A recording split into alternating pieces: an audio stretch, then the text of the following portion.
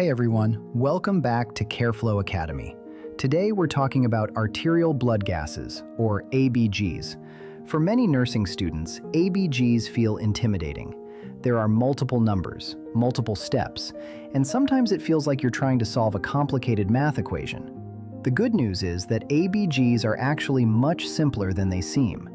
ABGs are not about memorizing formulas, they're about recognizing patterns.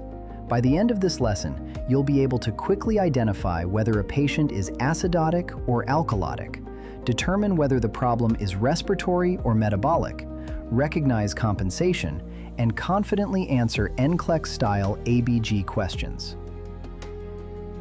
Why do ABGs feel so difficult? Most students try to memorize them. They memorize numbers, they memorize charts, they memorize complicated tricks.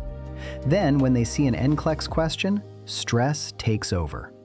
Instead of memorizing, we're going to focus on understanding. Always remember, ABGs tell a story.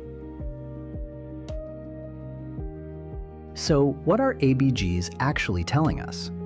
ABGs answer one major question. Is the patient acidic or alkalotic? The body uses two systems to maintain balance, the lungs and the kidneys. The lungs control carbon dioxide, or CO2. The kidneys control bicarbonate, or HCO3. When one of those systems stops working correctly, the pH begins to change. Our job is to determine three things. Is the patient acidic or alkalotic? Which system is causing the problem? And is the body trying to compensate? Think of yourself as a detective. The numbers are clues. Before we do anything else, we need three numbers: the pH, the CO2, and the HCO3. That's it. You do not need 10 numbers. You do not need a giant chart. You only need these three values to answer most NCLEX ABG questions. Think of these as your foundation. Everything else builds from here. Step 1 is always the pH. Always. Never skip this step. You'll then ask yourself, is the patient acidic or alkalotic? If the pH is below 7.35, the patient is acidotic. And if the pH is above 7.45, the patient is alkalotic. The pH tells you the direction of the problem. Everything else comes afterward. Step 2 is CO2. Carbon dioxide is controlled by the lungs. If CO2 is elevated, the patient becomes more acidic. If CO2 is low, the patient becomes more alkalotic. Why? Because carbon dioxide acts like an acid inside the body. The more CO2 that builds up, the more acidic the patient becomes. Whenever CO2 is the abnormal value, think respiratory. CO2 equals lungs. Lungs equal respiratory. Now let's look at bicarb. Bicarb is controlled by the kidneys. Think of bicarbonate as a buffer. It helps neutralize acid. If bicarbonate is low, the patient becomes more acidic. If bicarbonate is high, the patient becomes more alkalotic. Whenever bicarb is the abnormal value, think metabolic. Bicarb equals kidneys, and kidneys equal metabolic. Now let's put everything together. Step 1, look at the pH. Step 2, find the abnormal values. Step 3, remember that carbon dioxide equals respiratory, and bicarbonate equals metabolic. And step 4, determine whether the patient is acidotic or alkalotic. Follow the same process every single time. The goal is consistency, and consistency prevents panic. Now let's talk about compensation. Compensation simply means the body is trying to help itself. If the lungs are causing the problem, the kidneys may try to compensate. If the kidneys are causing the problem, the lungs may try to compensate. No compensation means only one system is abnormal.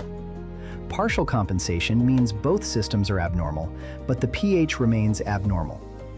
And full compensation means the pH has returned to normal, even though the underlying problem still exists. The body is trying to restore balance. That's compensation. ABGs become much easier when you connect them to real patients. For example, a COPD patient often retains CO2. That causes respiratory acidosis. Or a patient in DKA produces ketones. That causes metabolic acidosis. A patient who is hyperventilating blows off too much carbon dioxide. This causes respiratory alkalosis. And a patient who is vomiting excessively loses acid. That causes metabolic alkalosis. A patient's ABG should match the clinical story. If it doesn't, it's okay to slow down and reassess. Before we move into the practice questions, let's talk about some of the most common mistakes students make with ABGs. The first mistake is looking at carbon dioxide before looking at the pH. I know it's tempting. Many students immediately start searching for abnormal numbers. But remember, the pH tells us the direction of the problem. Without knowing whether the patient is acidotic or alkalotic, the rest of the numbers don't really mean much. That's why we always start with the pH. Another common mistake is mixing up CO2 and bicarb.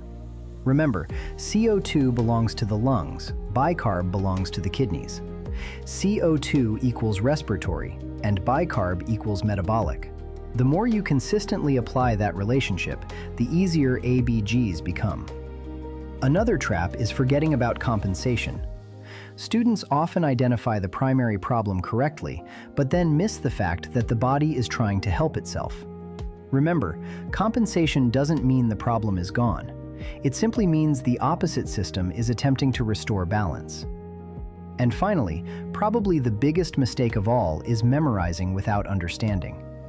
ABGs are not a math problem, and they're not a memorization contest. They're a patient assessment tool. Every ABG should tell a story. If you understand the story, you can usually find the answer even when you don't remember every number perfectly. So as we move into these practice questions, don't focus on memorization. Focus on the pattern. Look at the pH, find the abnormal value, then determine whether it's respiratory or metabolic. Then lastly, ask yourself whether compensation is occurring. If you follow those steps consistently, you'll be surprised how quickly ABGs start to make sense.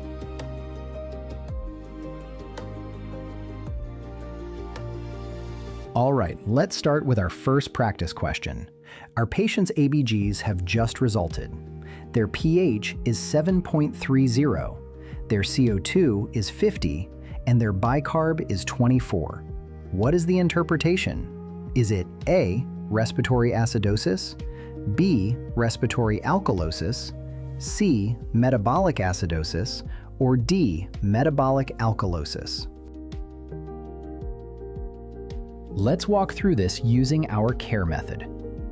C, concept. What are we being tested on? The NCLEX wants to know whether we can determine which body system is responsible for the pH imbalance. This isn't really an ABG question. Think of it as a pattern recognition question. A, analyze. Let's analyze the numbers. The pH is 7.30. That tells us the patient is acidotic. Next, our CO2 is 50. That level is elevated. And our bicarb is sitting at 24. This is a normal value. Since CO2 acts like an acid in the body, elevated carbon dioxide means it is pushing the patient toward acidosis. That tells us the kidneys are not responsible for the problem. R, rule out. Let's go ahead and eliminate some incorrect answers. Since we have determined that this is an acidotic patient, we can remove any choice involving alkalosis. This would include B and D. We know from our lessons that CO2 is controlled by the lungs, not the kidneys. So let's also remove any remaining choices involving metabolic. This is C. E, execute. The lungs are causing the problem. The correct answer is A, respiratory acidosis. Notice how we didn't memorize anything complicated. We simply followed the process. Let's try another one. This time, the lab results show a pH of 7.50, a CO2 of 40, and a bicarb of 30. Is it A, respiratory acidosis, B, respiratory alkalosis, C, metabolic acidosis, or metabolic alkalosis? Let's go ahead and break this down together.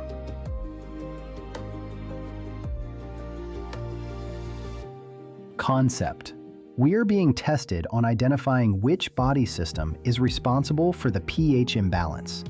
Remember, the NCLEX is not simply asking whether this patient is acidotic or alkalotic. It wants to know what is causing the imbalance. Analyze. Let's start with the pH. The pH is 7.50. Since it is above 7.45, we know the patient is alkalotic. Next, let's compare the respiratory and metabolic values. The CO2 is 40, which falls within the normal range. The HCO3 is 30, which is elevated. Now ask yourself, which value is abnormal, and which body system controls that value? Since bicarbonate is regulated by the kidneys, that tells us the metabolic system is involved. Let's now look at each choice separately. Choice A, respiratory acidosis, does not fit because the patient is alkalotic, not acidotic. Choice B, respiratory alkalosis, does not fit because the CO2 is within normal limits and is not driving the imbalance. Choice C, metabolic acidosis, does not fit because bicarbonate is elevated. In metabolic acidosis, we would expect bicarbonate to be decreased. Rule out.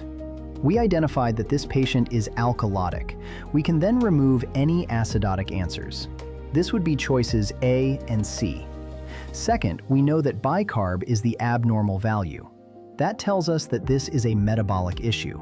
We can then remove the respiratory choice. After ruling out the other options, only one answer remains. Execute. The pH is alkalotic. The abnormal value is the bicarbonate. Bicarbonate is controlled by the kidneys. Therefore, the metabolic system is causing the alkalosis. The correct answer is D, metabolic alkalosis. Notice how we didn't memorize a pattern. We simply followed our four-step process to identify our values and applied it to our CARE method. That's the same approach you'll use for every ABG question on the NCLEX.